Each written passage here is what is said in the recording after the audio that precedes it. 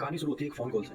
दिल्ली के एक प्रोमिनेंट और सीनियर सिटीजन बिजनेसमैन जिनको दिल्ली में लगभग सभी लोग जानते हैं, बहुत उनका नाम है। उनके पास एक फ़ोन कॉल आता है और सामने से एक लड़की बात करती है जो उनको एक तरह का प्लान ऑफ़र करती है कि सर हम स्टॉक्स ट्रेडिंग में काम करते हैं और हम आपको एक बेहतरीन ऑफ़र दे सकते हैं। खैर ये उसमें इंटरेस्टेड नहीं होते हैं और ये उनको मना कर देते हैं। लेकिन होता क्या है कि लड़की एक तरह से उनके पीछे ही पड़ जाती है और बार-बार उनको फ़ोन कॉल करती है। तंग आकर ये उस लड़के को बोलते हैं कि मैं तो इंटरेस्टेड नहीं हूँ, लेकिन मैं शायद आपको किसी से मिलवा दूँ क्योंकि इसमें आपके जो ये ट्रेडिंग का प्लान है इसमें इंटरेस्टेड हो। तो इस तरह से वो अपनी एक पहचान वाली महिला जिनकी जो खुद सीनियर सिटीजन है और इनकी उम्र लगभग 70 के आस-पास रही होगी, उनसे इसको मिलवा देते हैं।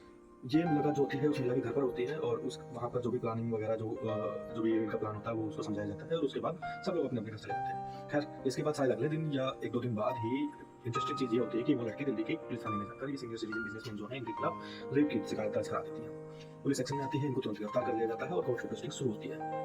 कोर्ट में होता ऐसा है, इंटरेस्टिंग चीज़ जो मैं आपको बताने जा रहा हूँ, कोर्ट में ऐसा होता है कि लगभग 5 बार ऐसा होता है कि ये लड़की जो है किसी भी प्रोसीडिंग में उपस्थित नहीं होती है और हमेशा इसकी माँ जो होती है वो सामने आती है, कोर्ट में शामिल कोर्ट की कार्रवाई में शामिल होती है। उसके बाद कोर्ट की तरफ से लगातार उसकी माँ से पूछा जाता है कि भाई लड़की शामिल क्यों नहीं हो रही है, तो उसकी माँ के द्वारा ये बताया जाता है कि भाई जो लड़की है वो इतनी सदमे में है कि उसका मानसिक इलाज चल रहा है नेपाल में।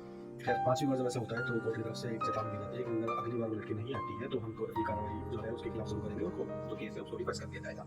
इस पर उसकी माँ कोर्ट को बताती है, जो कि इस बार सच होता है, कि लड़की दरअसल जेल में है। अब सभी चौंक जाते हैं कि लड़की जेल में है। तो पता चलता है कि लड़की ने जैसे इन सीनियर सिटीजन बिजनेसमैन के खिलाफ केस दर्ज कराया था, ऐसे ही फरीदाबाद के किसी व्यक्ति के खिलाफ भी रेप का केस दर्ज कराया था और उस व्यक्ति ने आत्महत्या कर दी। आत्महत्या के उकसाने के जुर्म में इसको सजा दी, जेल में बंद कर दिया था।